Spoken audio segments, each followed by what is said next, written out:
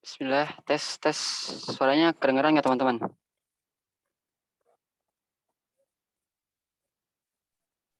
Jelas. Jelas ya? Alhamdulillah.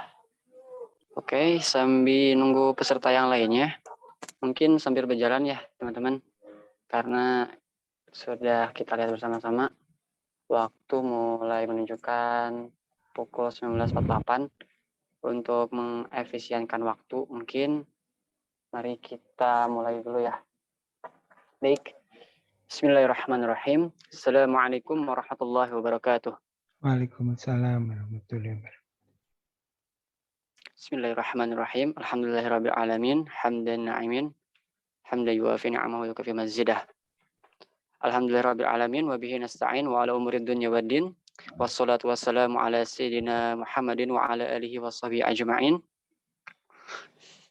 Pertama-tama marilah kita ucapkan puji dan syukur kita kehadirat Allah Subhanahu wa taala, yang dimana karena berkat karunia dan erodatnya kita bisa berkumpul sama-sama dalam virtual Zoom meeting ini untuk membahas dan menggali tentang isu-isu terkini terkhusus permasalahan LGBT. Okay. Dan alhamdulillahnya kita diberikan waktu, keluangan, dan juga niat untuk mengikuti webinar atau seminar ini.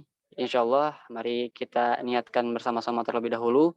Sebelum lanjut ke acaranya, niatkan lillahi ta'ala untuk mendapat keridhaan dan juga limpahan pahala dari Allah Subhanahu wa taala.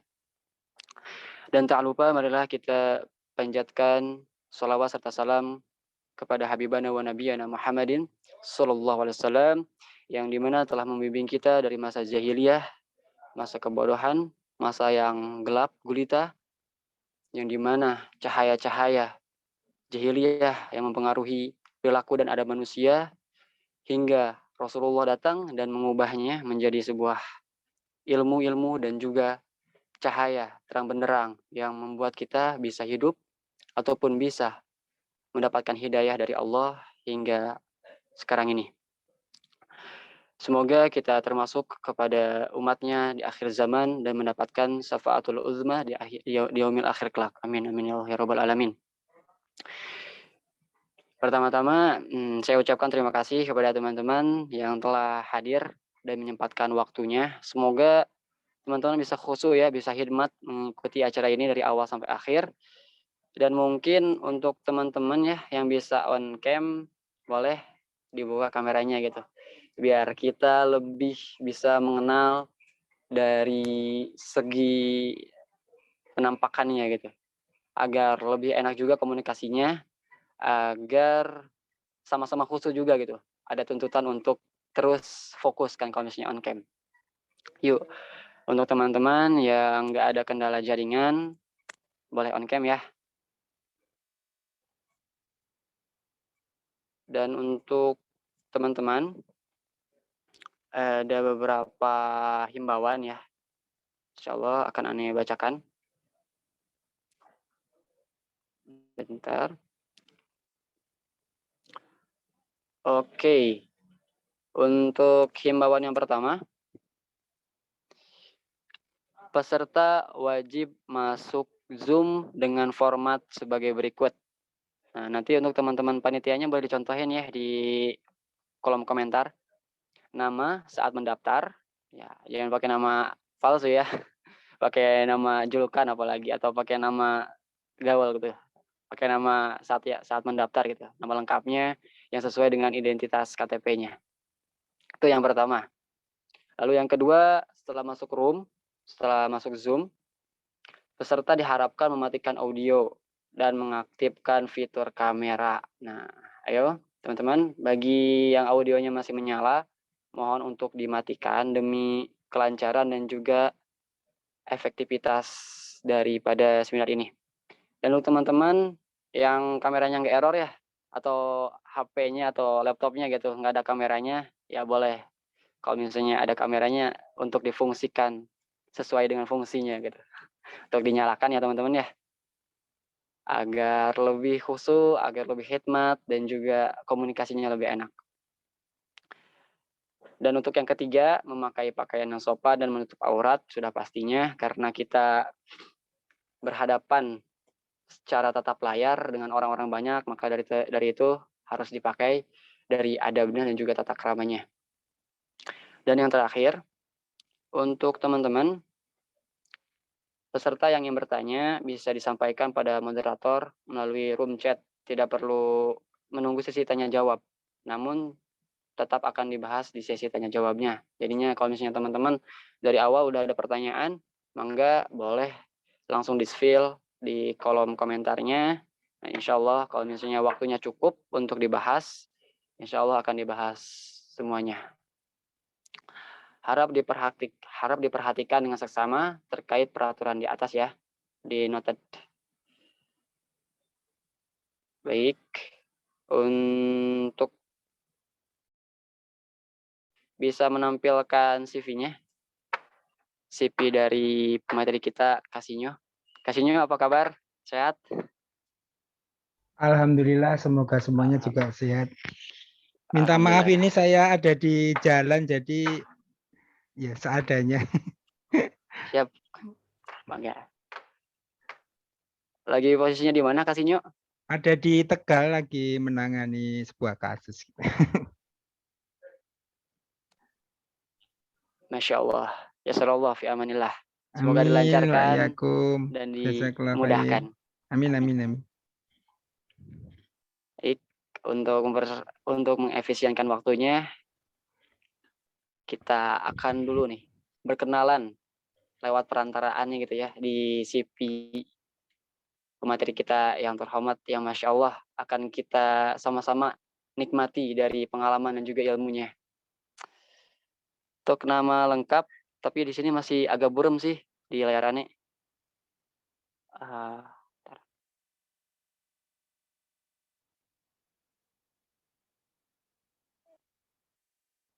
Dari layar teman-teman udah clear belum CV-nya? Buram sama. Sama ya, buram. Mungkin agar tidak terjadi kesalahpahaman ya atau salah menyebutkan. Nah, kita tunggu dulu agar layarnya lebih jernih.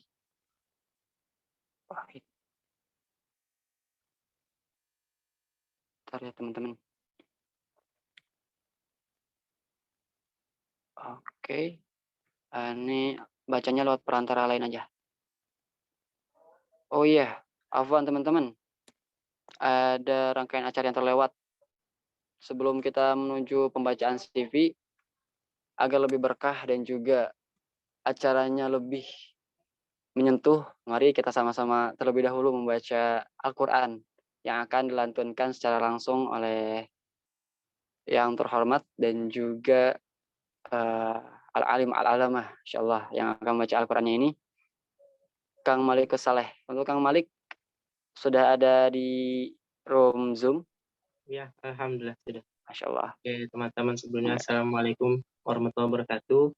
Seperti biasa sebelum kita memulai sebuah agenda yang insya Allah terdapat keberkahan dan rahmat di dalamnya, kita sama-sama membaca Al-Quran terlebih dahulu.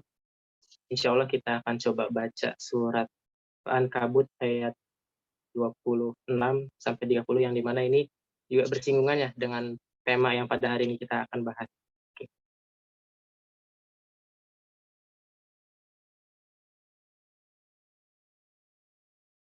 أعوذ بالله من الشيطان الرجيم بسم الله الرحمن الرحيم فآمن له لوط وقال إني مهاجر إلى ربي إنه هو العزيز الحكيم ووهبنا له إسحاق ويعقوب وجعلنا في ذريته النبوة والكتاب وآتيناه أجره في الدنيا وإنه في الآخرة لمن الصالحين ولوطا إذ قال لقومه إنكم لتأتون الفاحشة ما سبقكم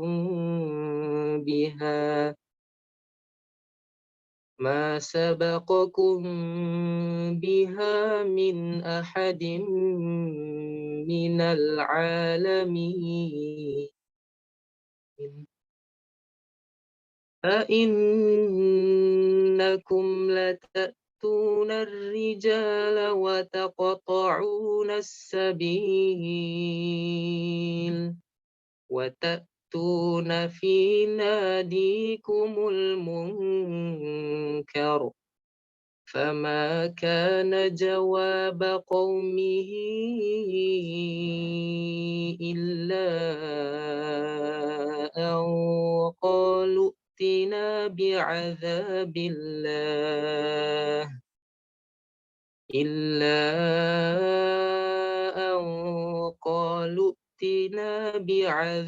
الله إن كنت من الصادقين قال رب انصرني على القوم المفسدين. Sadaqallahul azim. Allahumma arhamna bil Quran. Semoga kita yang membaca dan juga teman-teman yang mendengarkan mendapatkan rahmat dan keridhaan dari Allah Subhanahu wa taala. Dan acara yang akan kita laksanakan pada malam hari ini diberikan keberkahan dan juga kelancaran oleh Allah Subhanahu wa taala. Sekian, terima kasih. Wassalamualaikum warahmatullahi wabarakatuh. Amin amin ya Allah ya rabbal alamin. Terima kasih pisan kepada Kang Malikus Saleh yang telah melantunkan ayat Al-Qur'an dengan Masya Allah, dengan begitu indah. Semoga kita yang mendengarnya dan juga memperhatikannya mendapatkan pahala sama dengan yang membacanya, dan semoga acara ini menjadi berkah dan bermanfaat bagi kita semua, dan apa-apa yang telah disampaikan oleh Kasinyo akan menjadi ilmu yang bermanfaat dan diamalkan oleh kita di kehidupan sehari-hari. Oke teman-teman, sebelum menuju acara selanjutnya nih, pembacaan CP, Ane pengen mengingatkan lagi untuk teman-teman yang namanya belum sesuai format nih. Boleh ya dibetulkan, boleh direka ulang lagi agar sesuai dengan aturan yang telah tadi dibacakan. Oke teman-teman, namanya harus sesuai dengan nama saat mendaftar yang tertulis di tas.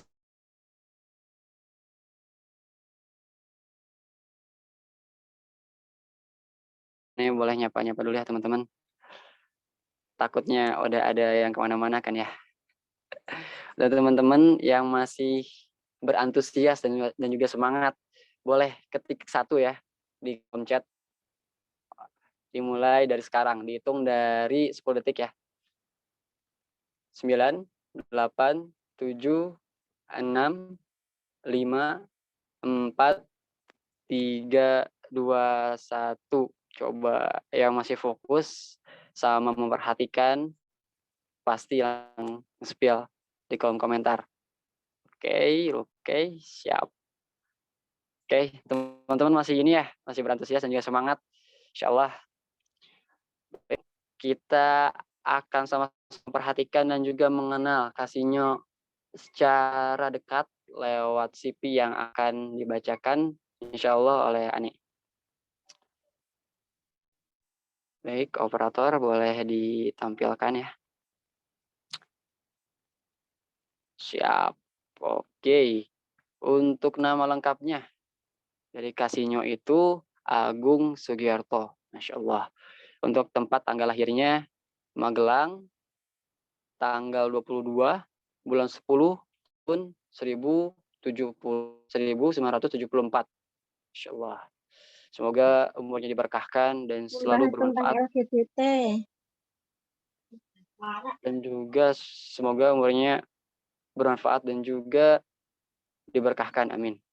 Oke, untuk peserta yang hadir mungkin boleh di off-kan dulu ya audionya agar lebih kondusif. Untuk nama pemateri kita, nama panggilannya yaitu Sinyo, nama non-fiksinya, nama pena atau fiksi buku anak, namanya Sisa. Sinyo selalu happy, Masya Allah. Semoga menjadi doa ya, Sinyo ya. Alamat sesuai KTP Ringin Anom 172E Magelang, kode posnya ya 5656115. Untuk telepon rumahnya, takut teman-teman semisal mau menghubungi nih, ada kebutuhan atau kepentingan, boleh dibaca dan juga dilihat ya di layar.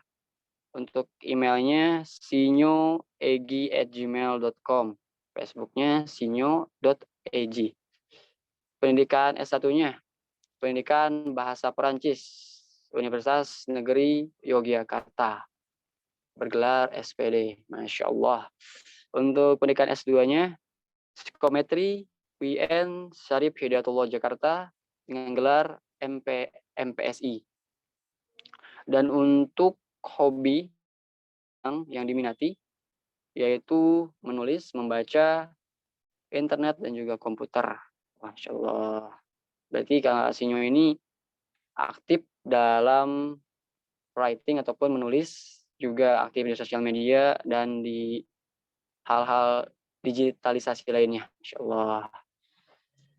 Untuk statusnya sudah menikah, istri 1 dan anak 2, laki-laki dan perempuan. Insya Allah semoga dijadikan keluarga yang sakinah, mawaddah warahmah, dan dijauhkan dari segala mara bahaya dan selalu dibahagiakan dari keluarganya. Amin. Mungkin tanpa berlama-lama lagi, teman, sepertinya kita juga sudah haus akan ilmu-ilmu yang akan disampaikan oleh Kak Sinyo. Untuk itu, waktu dan layar saya persilahkan dengan hormat dan penuh keridoan kepada pemateri kita, Kak Sinyo. Untuk itu saya persilahkan, monggo. Ya. Bismillahirrahmanirrahim. Assalamualaikum warahmatullahi wabarakatuh. Waalaikumsalam warahmatullahi wabarakatuh. Jazakumullah khair atas waktunya. Ini minta maaf penerangan seadanya, dan ya biasanya saya bawa headset, ini lupa tadi headset ya, ini seadanya, semoga suaranya jelas. Jazakumullah juga untuk doanya tadi, semoga doa itu juga kembali ke teman-teman semuanya, amin. Izin share screen bisa saya?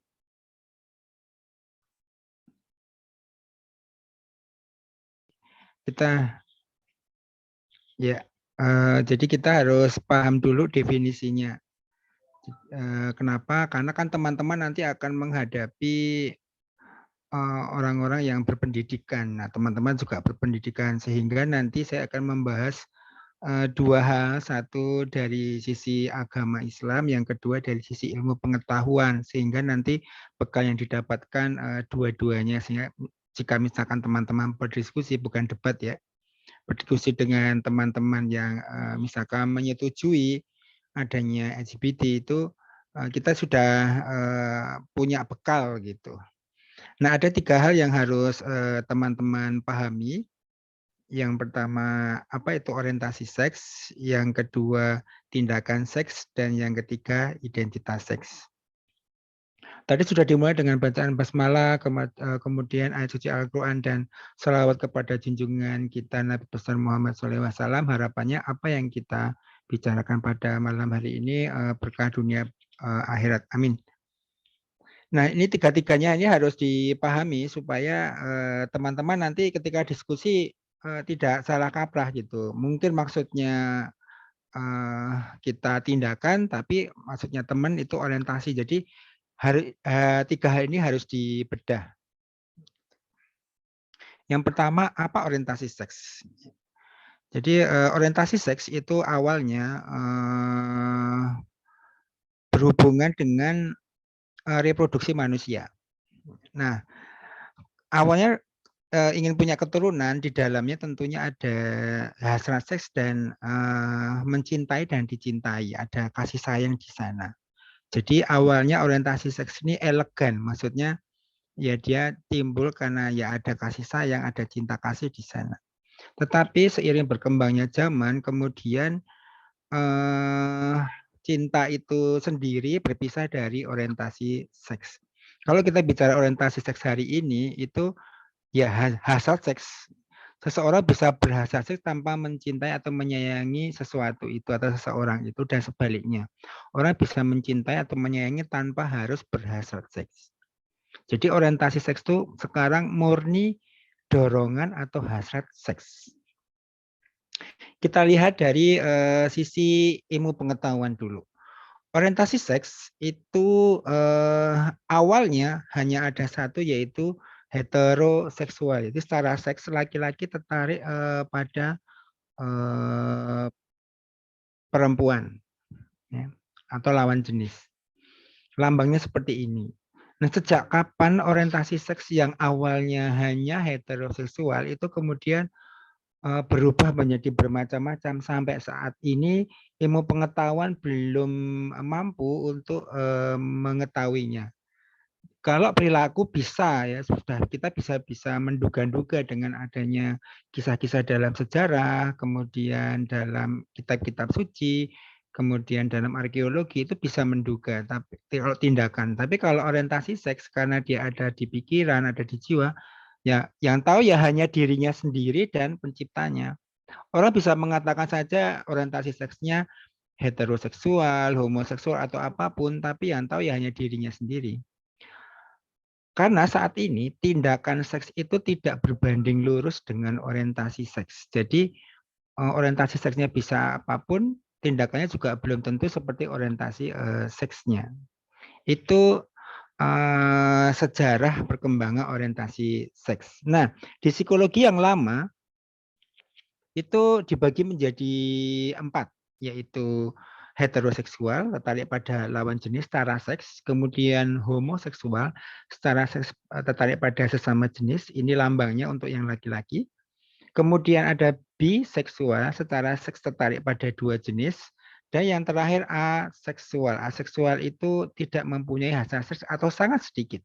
Ini kebanyakan perempuan dan kurang lebih populasinya sekitar 0,01% dari populasi manusia. Biseksual ini pun juga nanti akan ada persenannya. Ada yang 70-30, 50-50 tergantung nanti masing-masing si orang itu. Di psikologi yang baru yang sekarang semakin bertambah banyak itu akan bertambah bermacam-macam. Ada yang tertarik sama mayat, ada yang sama benda-benda, ada yang sama anime, manga, macam-macam ya, sama binatang dan sebagainya. Itu orientasi seks. Nah, bagaimana orientasi seks ini bisa terbentuk sekaligus perubahannya? Ilmuwan sepakat bahwa orientasi seks itu bisa berubah-ubah. Itu sepakatan ilmuwan. Yang menjadi masalah berubahnya seperti apa atau pembentukannya seperti apa. Ada 3 pendapat. Ada ilmuwan yang hanya percaya bahwa tumbuh kembang seseorang atau perubahan seseorang itu hanya dipengaruhi oleh faktor biologis. Jadi perilaku kita, aktivitas kita itu hanya dipengaruhi oleh adanya perubahan hormon, DNA, gen, dan sebagainya. Yang kedua, ada ilmuwan yang hanya percaya bahwa tumbuh kembang orang itu hanya dipengaruhi oleh faktor pendidikan, lingkungan, emosional, psikologis, dan sebagainya. Ini sosial. Itu yang kedua. Nah, yang ketiga, dan ini yang diambil oleh Peduli Sahabat, bahwa dua-duanya berpengaruh. Tetapi ada mazhab-mazhabnya itu kayak dalam Islam ya. Bahwa kami Peduli Sahabat mengambil mazhab bahwa sebagian besar perilaku, tindakan, aktivitas termasuk orientasi seks itu dipengaruhi oleh pendidikan, lingkungan, dan sebagainya. Tetapi ada faktor biologis yang mempengaruhi, ada, tapi jumlahnya tidak banyak. Itu yang kami percayai. Nah, monggo teman-teman mau percaya yang mana silakan, karena memang tiga-tiganya ada istilahnya ada dasarnya semua. Karena ilmu pengetahuan itu kan seperti labirin ya. Dia hanya mencapai kesimpulan sementara, bukan kesimpulan final.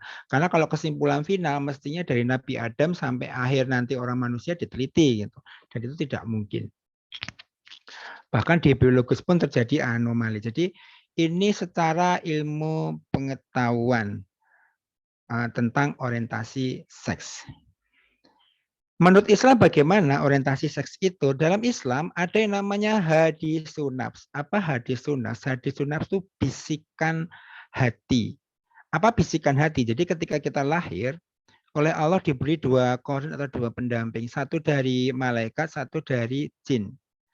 Bangsa jin. Nah, dari jin ini membisikkan kejahatan, malaikat membisikkan kebaikan. Kalau untuk para anbiya dan rasul itu jinnya sudah ditundukkan hanya mengajak kepada kebaikan. Posisi hadisun nafs ini dalam Islam itu bisa salah, bisa benar, tapi nggak ada hubungannya dengan dosa dan pahala. Contohnya, misalnya ya, saya membutuhkan uang, misalkan 5 juta. Udah hutang ke moderator, hutang ke teman-teman, nggak dapat, saya nongkrong di mall sambil minum kopi misalnya. Nah tiba-tiba ada orang lewat, uangnya jatuh tuh, sekitar 10 juta. Nah saya kan melihat, nah posisi saya melihat itu saya masih netral. Kemudian ada bisikan, ada pemikiran. Yang itu entah datangnya dari mana kalau secara ilmu pengetahuan. Itu ambil aja. Jangan. Siapa tahu anaknya lagi sakit. Itu terjadi perang. Nah itu namanya bisikan dari luar. Kita belum memihak. Itu baru pemikiran. Baru kalau dalam Islam namanya bisikan-bisikan. Nah orientasi seks semestinya ada di posisi ini. Jadi orientasi seksnya apapun yang hadir di sini, ya nggak ada hubungannya dengan pahala dan dosa. Karena apa? Ya baru sebatas bisikan. Kok aku tertarik sama dia ya? Kok tertarik sama itu? Itu namanya hadisun nafs. Nah, kalau melihat ilmu pengetahuan dan ilmu agama Islam dalam hal ini tentang orientasi seks, maka tujuan utama peduli sahabat atau teman-teman itu, misalnya ada teman-teman yang orientasi seksnya berbeda dengan kita, itu tujuannya bukan mengubah orientasi seks. Kalau ada yang mengaku, oh saya bisa mengubah orientasi seks loh misalnya, ya nanti akan dalam tanda kutip akan diketahui karena masih menjadi perdebatan. Seperti itu. Tapi apakah orientasi seks bisa berubah? Ya bisa. Tapi bagaimana itu masih menjadi tanda tanya besar. Jadi tujuan peduli sahabat itu tujuan utamanya bukan mengubah orientasi seks. Karena secara ilmu pengetahuan seperti tadi, secara agama juga seperti tadi. Moga-moga paham ya dengan penjelasan saya. Kemudian yang kedua adalah tindakan seks. Apa tindakan seks? Itu aktivitas. Nah dalam Islam, dalam ilmu pengetahuan, psikologi itu lepas dari filsafat. Jadi apanya dari filsafatnya itu lepas dari filsafat itu sekitar tahun 1800-an. Itu ketika ada pendirian lab di Jerman, di Leipzig, Jerman. Nah, kemudian menjadi ilmu tersendiri, itu mempelajari aktivitas otak, perilaku, pola pikir, sampai ke tindakan apa produknya. Nah, itu psikologi. Nah, dalam psikologi, ketika kita berpikir dengan sadar, ya, itu sebetulnya kita sudah tindakan. Itu walaupun tindakannya dalam pikiran. Jadi seperti itu. Nah, tindakan seks ini seperti apa dalam pandangan ilmu pengetahuan ya tergantung dari masing-masing negara. Sesuai apa, normanya seperti apa, undang-undangnya seperti apa. Itu tergantung dari masing-masing negara. Nah, mestinya kita tinggal di Indonesia, sila pertama masih Pancasila, ketuhanan yang Maha Esa, secara undang-undang ya. Kemudian kemanusiaan yang adil dan beradab. Beradab itu tentunya pada tempatnya ya. Misalnya mestinya kalau laki-laki ya menempatkan kemaluannya kalau suami istri ya ke perempuannya gitu. Karena itu sudah harmonis gitu. Sudah sesuai dengan bentuknya dan sebagainya.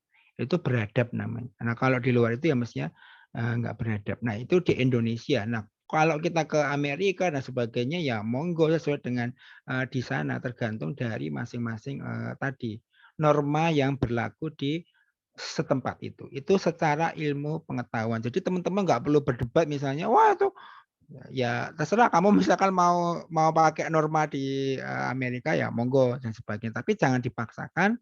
Misalnya ketika di Indonesia ya memang Indonesia masih seperti ini dan akan berat karena kalau memang mau dipaksakan ya harus mengganti Pancasila. Itu untuk ilmu pengetahuan. Nah, bagaimana menurut Islam? Menurut Islam, setelah ada bisikan tadi ya, hadis sunnah, itu ada yang namanya alham. Alham itu keinginan. Nah, mulai disinilah itu bisa salah, bisa benar yang mendatangkan pahala dan dosa. Itu kita sudah memihak. Oh iya, aku mending ambil saja uang itu, mumpung orangnya pergi. Itu sudah keinginan. Memihak pada yang salah gitu. Nah, itu sudah dihitung pahala atau dosa. Walaupun pahala dan dosanya berbeda dengan niat atau azimah. Niat atau azimah itu atasnya alham. Jadi ketika keingin, itu cuma sekedar ingin. Oh ya, aku ingin ambil aja. Nah, niat itu, udah mumpung dia pergi, aku mau ambil. Sudah mulai ada tekad, kemampuan yang lebih kuat gitu dari pikiran kita. Nah, sampai ke tindakan. Jadi tangan kita bergerak itu tindakan. Nah, sepaham Kak Sinyo yang dikutuk oleh Allah dan Rasulullah adalah tindakan fahisyahnya, tindakan seks sesama jenisnya. Kalau teman-teman nanti belajar tentang apa tafsir dalam berbagai tafsir, itu di kebanyakan ahli tafsir itu ketika menjelaskan bahwa penis ketemu dengan dubur atau anus itu yang dimaksud dengan tindakan fahisyah tadi. Bagaimana Kak Sinyo kalau oral seks, bagaimana Kak Sinyo kalau saling cium-ciuman, itu ada yang tidak memasukkan kategori ke sana. Bahkan di perempuan ada yang tidak mengategorikan sebagai tindakan seperti itu. Tapi ada yang mengategorikan, itu tergantung nanti tafsirnya panjang ya kalau bicara seperti itu. Tapi pada intinya, seseorang yang bahkan melakukan tindakan ini, untuk dihukumi aja itu susahnya luar biasa. Karena dia harus lewat pengadilan yang panjang dan kayaknya impossible. Misalnya contohnya ya, kalau itu dianggap zina, itu salah satu syaratnya itu mendatangkan 4 saksi orang yang solih. Yang melihat, minta maaf, penis itu masuk ke dubur secara langsung. Nah itu kan ya di zaman sekarang mungkin susah ya. Nggak bisa lewat video, jadi memang harus saksi. Jadi nggak harus betul-betul lihat gitu. Jadi ini urusannya panjang kalau bicara ke tindakan yang jelas. Tindakan inilah yang dikutuk oleh Allah dan Rasulullah. Nah, bagaimana kok bisa seseorang melakukan seks sesama jenis gitu ya? Supaya teman-teman tahu dan kenapa banyak di laki-laki bukan di perempuan. Di perempuan sangat sedikit ya, banyak di laki-laki. Kenapa? Karena di sodomi di laki-laki itu nikmat, ada yang namanya prostat. Jadi ketika di laki-laki, ketika disodomi dan kena prostat, prostat itu adalah bagian organ reproduksi yang menghasilkan cairan kedua untuk melindungi spermatozoid. Itu nanti yang disodomi akan ereksi dan mengeluarkan sperma atau ejakulasi. Dan itu enggak ada di perempuan. Itulah yang meruntuhkan kaum Nabi Lut. Nah, bagaimana kok bisa seks terjadi di zaman now? Ada 6 pola yang kami temukan, tapi pola ke-6 nggak akan kita bahas. Kenapa? Karena itu adalah domainnya Nabi Sulaiman. Kak Sinyo, apakah ada pengaruh dari jin? Misalkan kita kemasukan jin perempuan, nah, saya agak susah menjelaskannya karena kalau yang tertarik sama binatang nanti kemasukan jin apa? Saya bingung. Yang jelas kemungkinan ada, tapi ilmu kita sangat terbatas sehingga kita nggak akan membahas itu secara detail. Tapi kemungkinan bisa jadi ada, dugaannya ada. Tapi ya karena Nabi Sulaiman memang meminta bahwa ilmu itu hanya miliknya beliau ya kita, bahkan Rasulullah pun ketika menangkap sejin ya itu ditangkap mau diperlihatkan para sahabat nggak jadi karena teringat bahwa itu hanya miliknya Nabi Sulaiman. Nah akhirnya ada 5 pola yang bisa kita bahas ya. Yang pertama, bahwa seseorang bisa melakukan seks sama jenis karena dalam dirinya itu memang sudah ada ketertarikan atau same sex attraction atau homoseksual atau biseksual. Memang sudah ada hasrat seks di dalamnya, itu bisa sangat rentan untuk melakukan seks sesama jenis. Nah, bagaimana Kak Sinyo? Ini urus agak panjang ya, tetapi Mudahnya itu paling mudah kita temui di laki-laki yang sebagai perempuannya.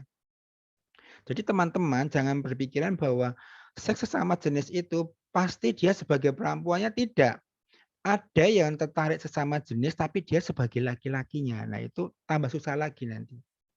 Nah, ciri-ciri di laki-laki yang sebagai perempuannya biasanya ketika dia 1 sampai umur 10 tahun itu gender non-conformity. Menurut penelitian anak-anak yang 1-10 tahun itu gender non-conformity, jadi tidak seperti laki-laki yang lain, itu dia kemungkinan 75% akan mempunyai orientasi homoseksual atau same sex attraction. Sisanya ada yang heteroseksual dan sebagainya. Itu di laki-laki, ya. Nah, ini di perempuan terjadi pembiasan. Jadi di perempuan itu tidak seperti di laki-laki menurut penelitian. Kenapa di laki-laki dorongannya adalah libido, dorongannya adalah syahwatnya dia, hasrat seksnya dia, karena laki-laki setelah balik dia akan memproduksi spermatozoid 120 sampai 150 ribu tiap hari, sehingga tiap 3 hari kantong spermanya penuh sehingga mendorong-dorong untuk dikeluarkan. Nah, di perempuan karena dorongannya adalah mencintai dan dicintai, boleh jadi ketika dia gender non conformity ya, tomboy dan sebagainya, itu belum tentu homoseksual orientasi seksnya. Nah, apalagi didukung oleh zaman yang kemudian menerima bahwa perempuan itu macho biasa aja. Tahun 90-an di film-film Disney itu yang dikeluarkan adalah mbak-mbak yang feminim itu. Misalnya Jasmine di film Aladdin, kemudian ada apa Beauty and the Beast, Sleeping Beauty, itu dia feminim banget itu mbak-mbaknya. Nah, di era 90-an ke atas itu sudah mulai berubah dan itu diterima di masyarakat. Contohnya Mulan, Tagline, kemudian The Brave dan sebagainya, yang maco-maco gitu. Dan ini masih konsep ini di perempuan sudah mulai memudar gitu. Nah, itu untuk yang sebagai perempuannya. Untuk yang laki-laki yang paling mudah ya dari pandangan mata ya. Jadi kalau di sini ada emas-emas, kemudian ada karena pandangan mata di laki-laki itu lebih sempit 30% dibandingkan perempuan. Sehingga kalau teman-teman misalnya lagi di mall, lagi di kereta api atau di bus, kok ada laki-laki, kalau melihatnya cuma sekali, 2 kali is oke. Tapi kok berkali-kali, ya 3 kali, 4 kali, ya tandanya dia ada ketertarikan. Nah, ini di laki-laki. Jadi sudah mempunyai ketertarikan memang dari sejak kecil gitu. Itu yang pertama, pola pertama. Pola kedua karena gangguan biologis, anomali biologis. Kak Sinyo, apakah ada DNA, keturunan dan sebagainya? Sampai saat ini, rilis tahun 2019 tidak ditemukan adanya DNA atau gen yang menunjukkan bahwa seseorang itu keturunan menjadi homoseksual, tidak ada. Itu rilis tahun 2019 ya. Belum tahu kalau nanti intinya kalau itu memang biologis sih sebetulnya mudah. Maksudnya kalau itu memang biologis, mestinya bisa di-trace. Seperti ya hal-hal yang lain bisa diselidiki, bisa dirunut gitu. Dan itu enggak susah dibuktikan gitu. Sampai saat ini ya, secara ilmu pengetahuan. Tapi ada gara-gara biologis ya, itu seseorang biasa jatuh ke seks sesama jenis. Misalnya yang di Peduli Sahabat ada seorang anak kecil dia bayi ketika lahir itu gangguan jantungnya. Oleh dokter yang menangani, itu jantungnya harus diobati sampai dia remaja atau SMP. Nah, ternyata obat yang untuk menguatkan jantung itu membunuh hormon kelaki-lakian dia. Nah, otomatis dia tumbuh kembang tanpa hormon lagi dan dia tertarik sesama jenis. Kemudian oleh Dr. Widiansa, ya, salah satu pembina kami, itu diterapi hormon laki-laki dan sembuh. Jadi ada yang namanya khunsa, berkelamin ganda, itu jarang ya zaman sekarang. Zaman dulu itu bisa terjadi. Misalnya, wah ini laki-laki dan perempuan, aku pilih laki-laki padahal dia sebenarnya perempuan. Kalau zaman sekarang untuk menghilangkan salah satu kelamin harus diperiksa secara keseluruhan. Atau seperti yang di TNI kemarin ya, ada perempuan yang dia secara arahnya malah ke laki-laki dan itu anomali di biologi. Seseorang bisa melakukan seks sama jenis. Atau di Jawa Timur pernah kalau saya nggak salah ingat ya, laki-laki yang dia kemaluannya masuk ke dalam lahir itu, ketika lahir kemaluannya, penisnya masuk ke dalam jadi kayak perempuan. Nah, ternyata dia laki-laki itu yang kedua, pola kedua. Pola ketiga, hati-hati ini banyak terjadi di laki-laki. Tadi ketika laki-laki itu kantong spermanya penuh dan dia belum sanggup menikah, maka akan mendorong-dorong untuk dikeluarkan. Nah, mendorongkan dikeluarkan itu enggak seperti Naruto yang kaki buncit keluarlah gitu, enggak bisa. Dia membutuhkan rangsangan. Rangsangannya apa? Lewat telinga yang pertama, mata, dan yang ketiga lewat meraba. Nah, mata inilah yang luar biasa dan suara karena apa? Lewat media. Jadi banyak teman-teman laki-laki yang awalnya heteroseksual atau biseksual kemudian menjadi bergeser orientasi seksnya karena perilaku seksual sesama jenis yang memang menguntungkan secara keadaan situasi dan di Indonesia. Misalnya nggak mudah dicurigai. Kalau saya dengan perempuan kan di bawah pohon, Kak Sinyo ngapain tuh? Kalau saya dengan laki-laki booking hotel, nggak ada yang curiga. Kemudian bebas dari kehamilan. Kemudian banyak aplikasi yang menyediakan. Dan juga nanti kalau sudah menikah kadang itu perempuan tuh membosankan gitu secara seks karena memang tidak diedukasi oleh laki-laki. Sehingga mereka mencari kesenangan di sesama jenis. Contohnya siapa pemakai kaum waria? Ya kaum heteroseksual yang sudah punya istri dan anak. Mereka jijik kalau homoseksual sama waria nggak mau gitu ya. Nah ini hati-hati dengan laki-laki karena seks itu aneh, walaupun hampir sama dengan narkoba. Kalau narkoba sama-sama dopamin yang muncul itu ujung-ujungnya overdosis atau mati, muntah darah.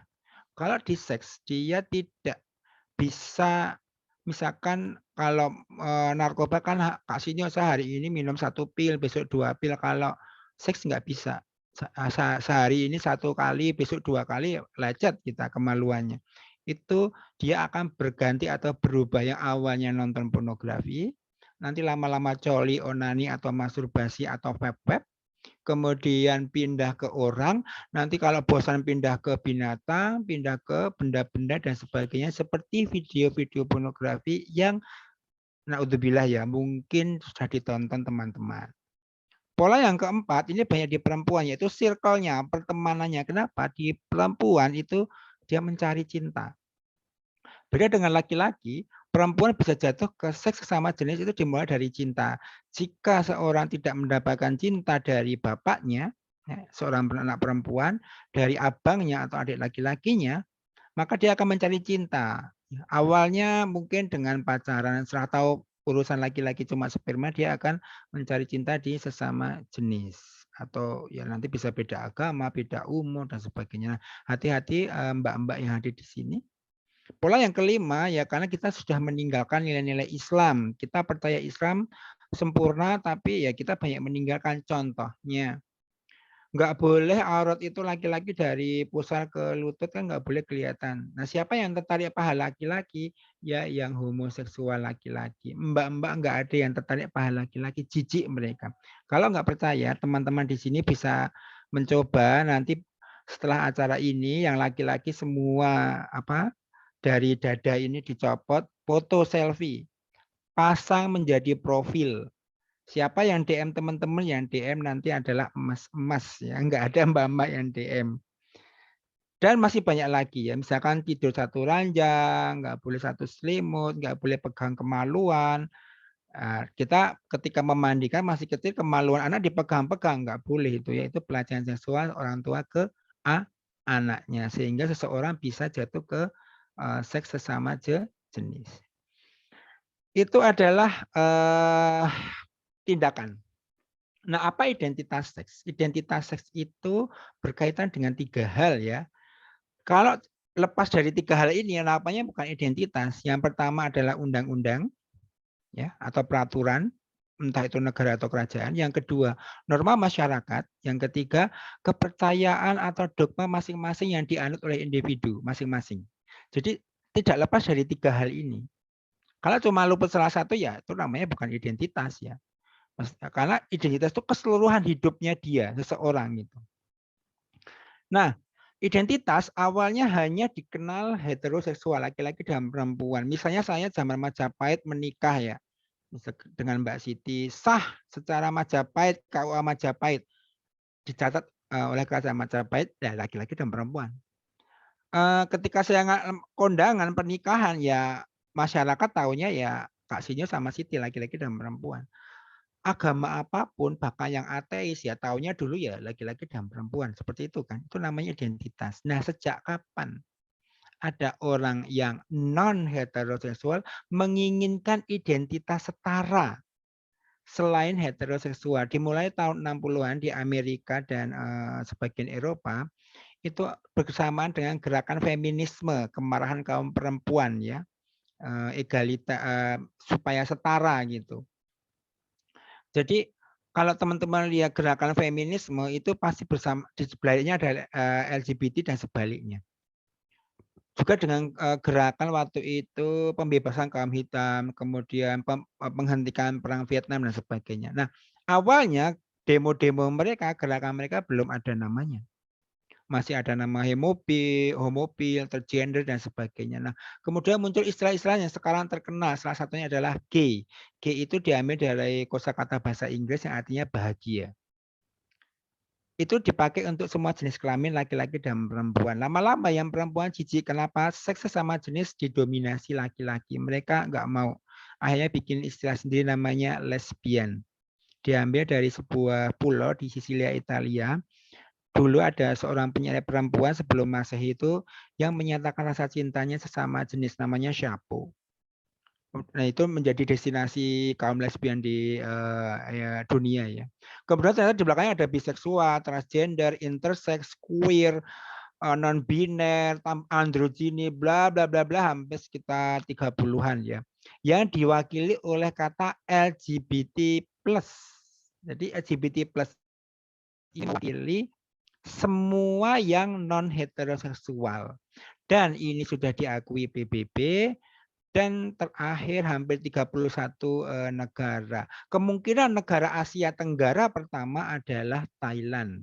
Kalau negara Asia pertama adalah Taiwan, hampir sama ya, depannya T.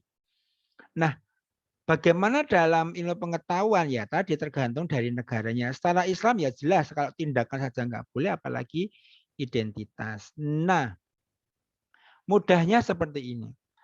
Kalau saya laki-laki tertarik pada laki-laki secara seperti saya homoseksual, tapi saya masih ingin menikah dengan perempuan, masih ingin mengikuti norma masyarakat Indonesia, undang-undang di Indonesia, maka saya adalah laki-laki yang same sex attraction atau homoseksual.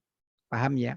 Tapi kalau G itu sudah aku laki-laki, aku tertarik sama laki-laki homoseksual, aku ingin diakui negara, masyarakat, dan agama gitu. Umat Muslim yang pertama kali menerima mereka namanya Al-Fatihah Foundation, didirikan oleh seorang Pakistan kalau nggak salah, mendirikannya di Amerika. Kenapa disebut Al-Fatihah? Karena pembuka gitu. Nah, ini adalah lambangnya rainbow flag ya, rainbow pride dari LGBT. Itu awalnya 8, kemudian jadi 7, sekarang jadi 6.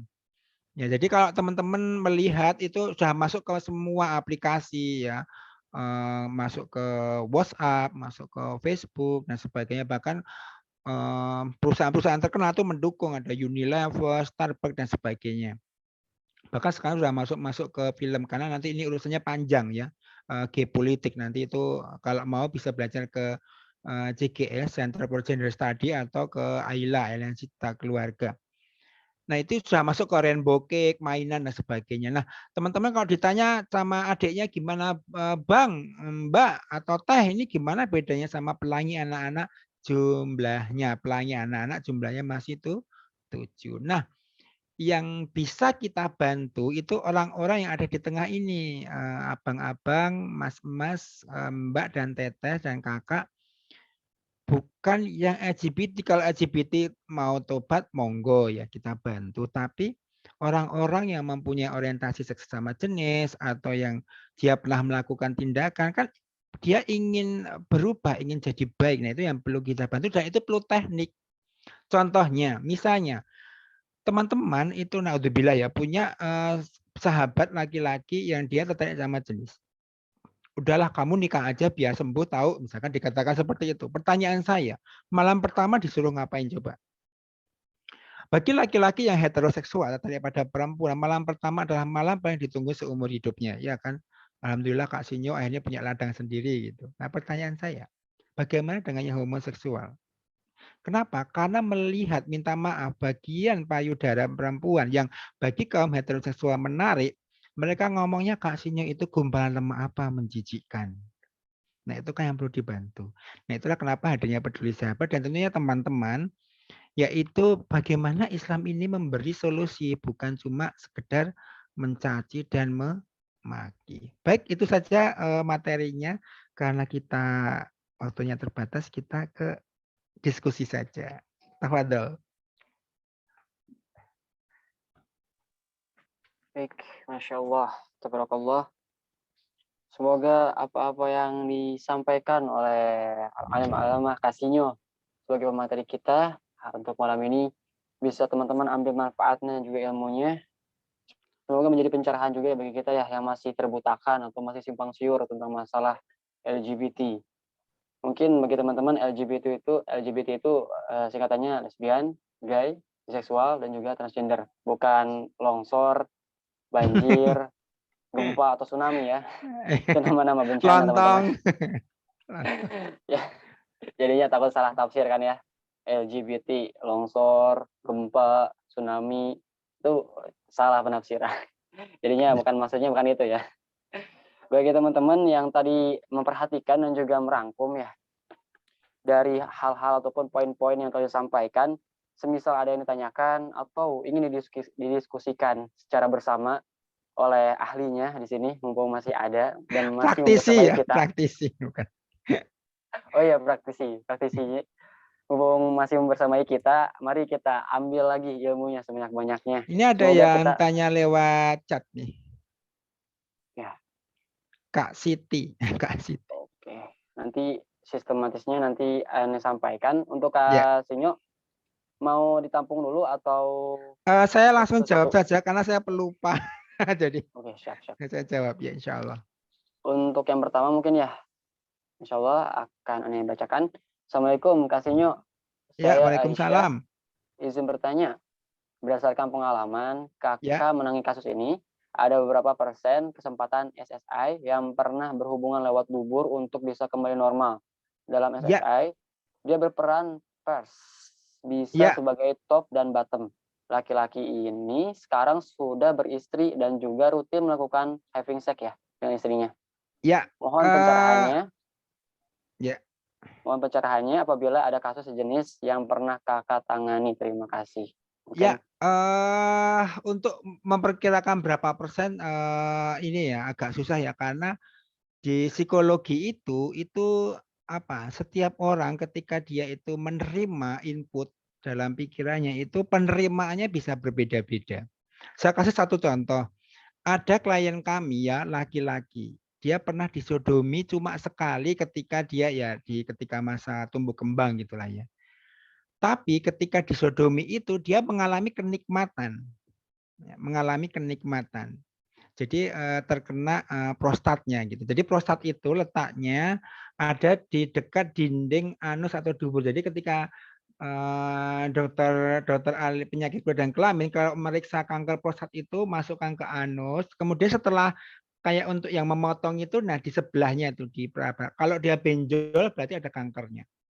Nah, ternyata kalau itu digesek-gesek atau ada benda tumpul masuk ke situ, maka si laki-laki tadi akan mengalami kenikmatan. Ada sebagian sakit, maksudnya sakit, tapi nikmatnya itu mengalahkan sakitnya. Paham ya? Nah, itu si laki-laki tadi itu mengalami kenikmatan, walaupun sakit tapi nikmatnya luar biasa, sehingga walaupun dia sekarang dia heteroseksual daripada perempuan sudah punya istri punya anak, tapi dia bilang ingin sekali mengulang hal yang dulu pernah terjadi tadi. Itu di salah satu klien. Tapi ada klien yang dia homoseksual ya, kemudian pernah melakukan seks dia sebagai bottomnya, sebagai perempuannya ya, dan dia disodomi, itu akhirnya nggak mau karena apa? Yang dirasakan sakit. Saya kurang tahu posisinya salah atau gimana, intinya tergantung dari penerimaan, daya tangkap, stimulus, kemudian apa yang dia olah di pikirannya. Nah, kalau melihat pertanyaan Kak Siti Aisyah ini yang sampai beliau melakukan berkali-kali, tampaknya arahnya ke menikmati.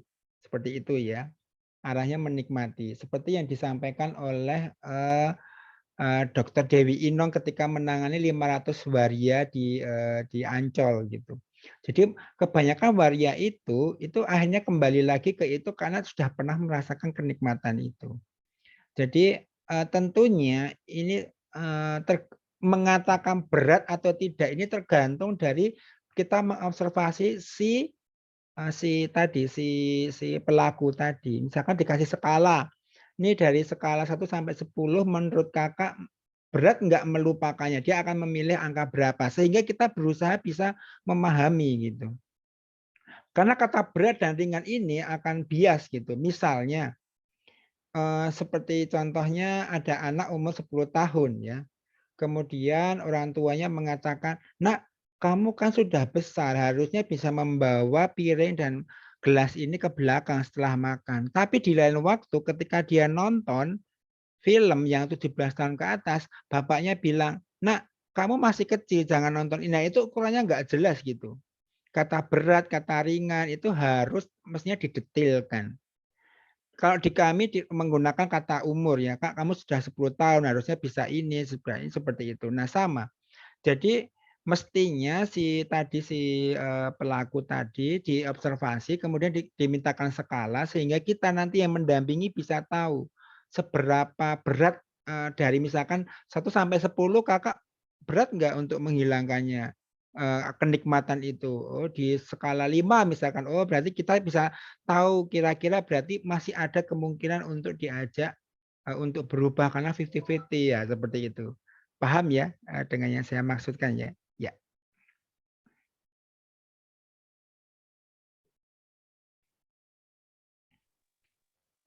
Ini Oke, kelihatan terima kasih. kelihatan belum mandi ya, bengap-bengap gini, Wan. Capek ini. Afwan tadi sedikit bermasalah jaringan. Oke. Ya, Tadi sudah dijawab ya oleh Kasinyo secara jelas iya. dan rinci. Untuk konklusinya mungkin dari pertanyaannya, untuk berat atau tidaknya pengidap SSA tersebut Harus diobservasi ditentukan dulu, ya. ya oleh intensitas gitu, kepuasan yang didapatnya gitu mungkin ya.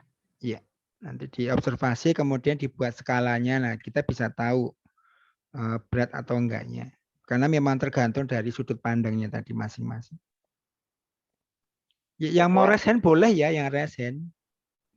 Atau boleh kalau malu bisa DM ya, private nanti bisa dibacakan tanpa menyebutkan nama ya Kak Adi ya. Ya, boleh banget tuh bagi teman-teman yang Ya ingin. kalau yang malu gitu. Tapi nggak dapat hadiah ya. Nggak dapat door prize. Bagi teman-teman yang ingin langsung bertanya secara personal, mungkin agar identitasnya lebih terjaga, bisa lewat DM atau email Ya atau mungkin bisa Facebook lewat ya, PM. Kasinyo ya. Ya misalkan di sini ya bisa PM kan ada bisa private message ya ke Kak Adi atau saya tanpa dibacakan nama ya. Tanpa kita sebutkan namanya. Insya Allah nanti kita jawab. Baik, untuk Ya, teman-teman, jangan-jangan pada ngantuk nih, ditinggal kita. ayo teman-teman, kalau misalnya ada yang didiskusikan lagi, ditanyakan lagi, monggo dipersilahkan. Forum dibuka seluas-luasnya bagi teman-teman yang ingin bertanya dan juga mengungkapkan pendapat mungkin. Iya, silahkan. Kesempatan langka bertemu langsung dengan praktisi LGBT gitu ya. Iya, ini Insya ada Allah. yang PM boleh dibacakan Kak? Oke, siap. Atas nama titik-titik. Iya. Kak, Ini. untuk orang yang memiliki penyimpangan seksual atau ya ini ya disebut nggak sesuai dengan fitrahnya, apakah ada kemungkinan untuk sembuh? Kalau bilang kemungkinan ada, gitu ya, ada. Cuma nanti berat atau tidak itu harus diobservasi dulu. Tapi ada, kalau bilang kemungkinan, namanya kemungkinan ada insya Allah. Nah, kemungkinan besar atau kecil tergantung dari si klien tadi seperti apa. Karena saya punya teman yang seperti itu dan ada keinginan untuk berubah, tapi dia sendiri mengalami kesulitan karena selalu kembali lagi. Dan ya, bisa ke Peduli Sahabat ya, nanti bisa hubungi Peduli Sahabat di 081234569615. Sangat mudah kan? 08123456 kalau dibalik apa? 9, 96, 15. Jadi dihafalkan cuma angka 15 ya. Nanti akan dibantu oleh teman-teman ya. Dan kita profesional ya, ada psikolog, ada ahli hukum. Nanti sudah saya buatkan sistem, nanti akan dikasih satu pendamping ya, walaupun tidak diketahui pendampingnya siapa ya, karena cuma anonim, tapi akan dibantu dengan sistem yang sudah ada. Nanti temannya akan diajari simulasi ya, simulasi istilahnya kalau temannya tuh mau perang ke Vietnam kan nggak mungkin walaupun dia sudah ahli tiba-tiba diterjunkan ke Vietnam kan ya langsung ketembak mati gitu kan. Jadi akan diajari Vietnam itu seperti apa yang akan kamu hadapi, topografinya seperti apa, kemudian bahasanya, uangnya seperti, sehingga nanti ketika diturunkan udah siap. Itu ya, Kak titik-titik. Kemudian ada lagi nih Kak, dibacakan Kak Dika, boleh? Ya. Kak, saya klien dan cuma kemarin saya waktu tidur pagi setelah sholat subuh saya mimpi basah dengan bayangin cowok ganteng. Padahal saya berdoa agar saya dapat mimpi basah. Ya, itu nanti akan bergeser Kak. Nanti Kakak lihat di curhatannya KSBN. KSBN itu salah satu star dulu di Peduli Sahabat ya. Sempat jadi terkenal dan sampai di-delete di Facebook oleh Facebook karena nggak tahu, saya kurang tahu juga sebabnya apa. Itu KSBN itu sejak kecil itu mimpi basah selalu dengan laki-laki, selalu. Jadi mimpi basah itu ya, ketika kita tidur keluar sperma itu kan disebut mimpi basah. Mimpi basah itu ada yang pakai mimpi, ada yang tidak. Nah, ketika KSBN ini selalu mimpi dengan selalu mimpi itu sosoknya laki-laki, nggak ada perempuan dan sebagainya. Nah, kemudian setelah menikah, punya anak waktu itu umur 1 tahun, saya kalau nggak salah ingat dia postingnya tanggal Agustus, bulan saya lupa bulannya. Itu mulailah dia mulai mimpi di mana mimpinya di situ ketika melakukan jima adalah istrinya. Itu ya. Itu kan berarti pergeseran. Jadi sabar saja karena tadi kalau kita bicara masalah orientasi dan sebagainya apalagi mimpi ya kita nggak bisa memodifikasi gitu kan. Tapi yang kita bisa modifikasi adalah perilaku, tindakan kita. Kita bisa memilih. Nah, harapannya ketika kita terbiasa melakukan pilihan itu nanti orientasinya akan ngikut, mimpinya juga ngikut. Seperti itu ya, Kak, titik-titik. Oke, semoga menjawab ya untuk Ya, teman-teman yang tadi ini sudah. ada lagi, Kak. Boleh Ya, saya bacakan mungkin ya. ini lewat lewat pribadi. Jadi mau dibacakan atau Kakak aja yang umum dulu? Boleh untuk direct message secara Ya, direct message privasinya dulu. mungkin ya. Ya, saya bacakan dulu ya. Kak, saya tertarik sama jenis sejak kecil. Padahal saya mengidap autism.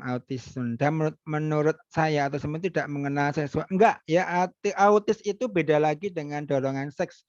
Jadi autis itu nanti macam-macam ya, macam-macam. Kakak kalau nanti belajar autis macam-macam, ADHD dan sebagainya macam-macam nanti.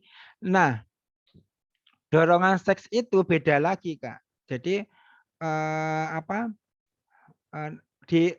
ketika pembentukan itu nanti dorongannya laki-laki itu sudah mulai tertarik mestinya itu di sekitar umur 5-4 tahun ya. Itu sudah mulai ada ketertarikan. Contohnya coba tanya anak-anak SD yang kelas 4 yang TK ya atau playgroup kelas 4-5 yang dia nonton film.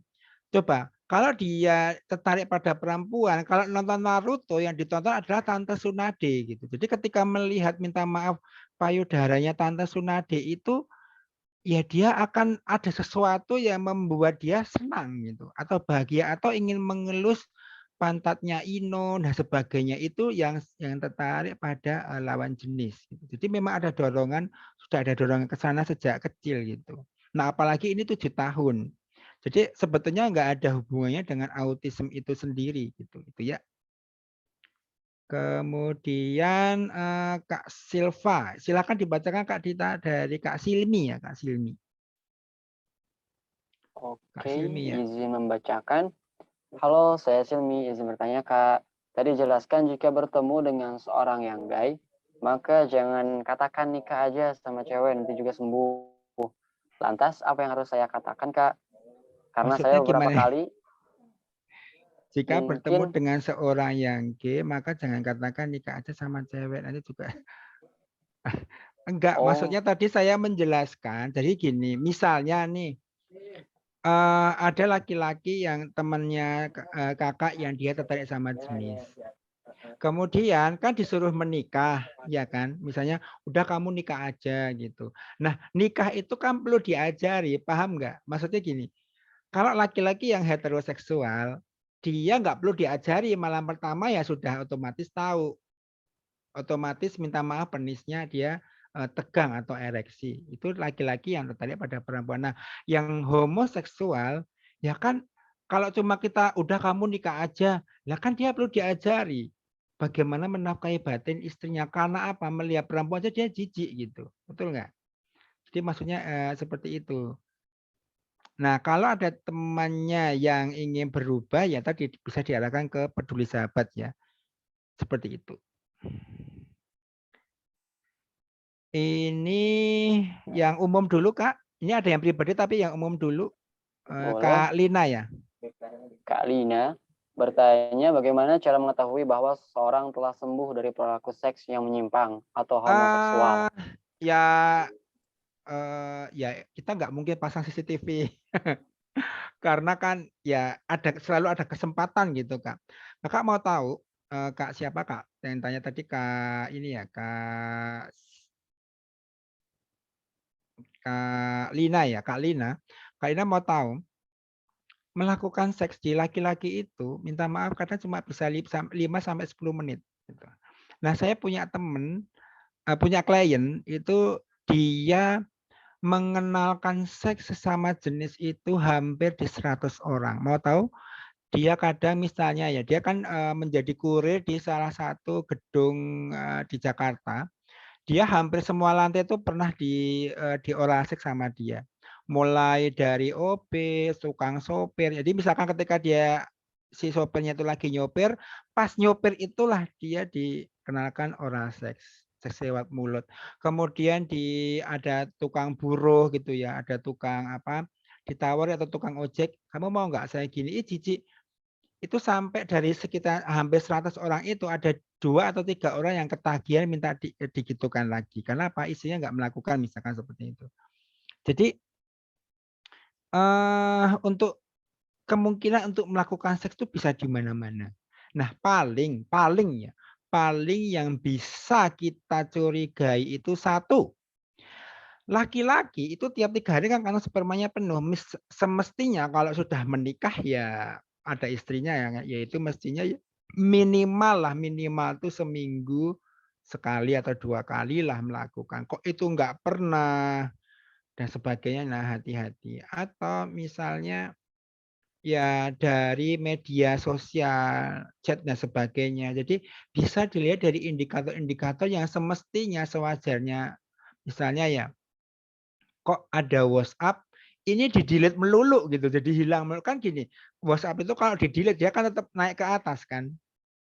Ini kan kita ini waspadanya seperti itu. Jadi kita melihat indikator-indikator yang menunjukkan di situ ada something wrong gitu. Seperti itu, Kak. Untuk Kak Lina. Kita lanjut ke yang PM dulu ya, Kak ya. Masih ada waktu, Kak? Boleh? Maaf, Kak, ada Enggak, boleh boleh ya? satu pertanyaan lagi mungkin, soalnya dalam rundown acaranya mungkin sampai 20.57. Mungkin yang Ya. terakhir. Maaf Kak, ada teman yang cerita kalau suaminya tidak pernah menyentuhnya, dia menerima keadaan suaminya dan ingin suaminya bagaimana kalau ya suruh ke peduli sahabat saja ya. Intinya diminta ke peduli sahabat untuk nanti untuk ini ya. Oke, mungkin itu ya teman-teman. Mohon maaf banget kalau misalnya masih belum terjawab dari pertanyaan-pertanyaan yang Iya. telah dilontarkan. Nanti untuk lebih lanjut dan intensifnya, teman-teman bisa menghubungi nomor peduli sahabat yang telah disebutkan oleh Kasinyo tadi. Mungkin Kasinyo bisa di-spill di kolom komentar agar dicatat ya sama audiens-audiensnya. Dan terima kasih banyak kepada Kasinyo yang telah memimpin dan juga memberikan ilmu yang banyak sekali kepada kita. Semoga ruang-ruang pikiran yang gelap telah terisi lampu dan menjadi terang ya teman-teman ya. Akan ilmu Amin, amin. pengetahuan dan juga menjadi sebuah ibroh dan pelajaran bagi kita untuk bisa lebih hati-hati dan mengedukasi teman-teman kita yang mungkin pengidap gejala tersebut. Mungkin dari saya sekian sebagai moderator, Adi Wijaya mengundurkan diri. Mohon maaf atas kesalahannya, mohon maaf atas tutur kata dan juga perilaku yang mungkin kurang berkenan di hati teman-teman. Billahi taufiq wal hidayah. Untuk semuanya, jazakallahu khairan katsira. Terima kasih atas kehadirannya. Mungkin nanti untuk acara selanjutnya ada doa dulu ya, baru dokumentasi. Untuk doa insya Allah akan dipimpin oleh Saudara Yanto. Untuk beliau, waktu dan layar saya persilahkan. Terima kasih, alhamdulillah. Terima kasih Kak Sinyo telah memberikan kita ilmu yang sangat bermanfaat, pemaparan materi yang sangat luas mengenai tentang bagaimana kita mengenali, menyikapi dan pahami tentang LGBT ini. Alhamdulillah acara kita berjalan dengan lancar, yang tentunya atas ridha Allah Subhanahu wa Ta'ala. Marilah kita sama-sama berdoa supaya kita terhindar dari hal-hal yang tidak kita inginkan. Astagfirullahaladzim, astagfirullahaladzim, astagfirullahaladzim. Bismillahirrahmanirrahim. Alhamdulillahi rabbil alamin. Hamdan syakirin, hamdan na'imin. Hamdan yuafi ni'amahu wa yukafi masida. Ya Rabbana lakal hamdu kama yanbaghi li jalali wajhikal wa 'azimi sultanik. Allahumma salli wa sallim ala sayyidina Muhammad wa ala ali sayyidina Muhammad. اللهم علمنا ما ينفعنا وارزقنا علما نافعا وعملا متقبلا ورزقا حلالا طيبا ونسألك خيرا كثيرا ونسألك سماع عافية وإلى خير قرينا وعن الشر بعينا اللهم بك أصبحنا وبك أمسانا وبك نحيا وبك نموت وإليك النشور اللهم اجعل جمعنا هذا جمعا مرحوما ربنا آتنا في الدنيا حسنة وفي الآخرة حسنة وقنا عذاب النار والحمد لله رب العالمين. Terima kasih Kang. Oke, hatur nuhun kepada Kang Yanto yang telah melantunkan doa. Semoga apa yang kita lantunkan dan kita ucapkan bisa menjadi sebuah kenyataan dan dikabulkan oleh Allah dengan kebaikan yang ada dalam doa tersebut. Amin. Untuk selanjutnya teman-teman agar bisa diupload ya, bisa disebarluaskan agenda kebaikan kita ini, mari kita dokumentasikan dulu untuk acara ini yang akan dipimpin oleh operator. Semoga untuk operator mungkin bisa dipimpin untuk sesi dokumentasinya.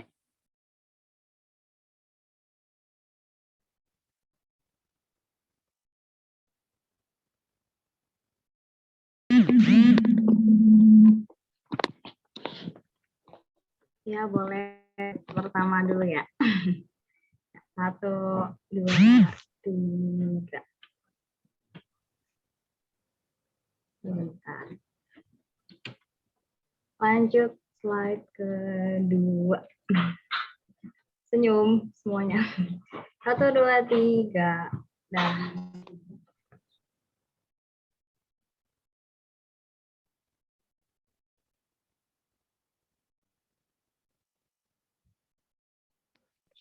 udah. Mangga Pak Moderator. Oke, terima kasih kepada operator yang telah memimpin sesi dokumentasi. Yang terakhir, terima kasih kepada teman-teman yang telah hadir dan menyempatkan waktunya. Untuk penutupnya, mari kita tutup sama-sama dengan kalimat hamdalah bersama-sama. Alhamdulillahirrabbilalamin. Lalu kita mengucap istighfar ikhlas-ikhlasnya. Astagfirullah. Astagfirullahaladzim. Lalu ditutup dengan dan disempurnakan dengan kalimat kafaratul majlis. Subhanallah. Subhanakallahumma wa bihamdika asyhadu an la ilaha illa anta astaghfiruka wa atubu ilaik. Matur nuwun semuanya. Ya, pamit Selamat dulu. istirahat. Assalamualaikum, sehat Terima selalu. kasih. Kak Terima Mulyo. kasih, Kak Ya, Mulyo. kasih, Kak. Banyak. Matur nuwun pisan. Waalaikumsalam. Izin live.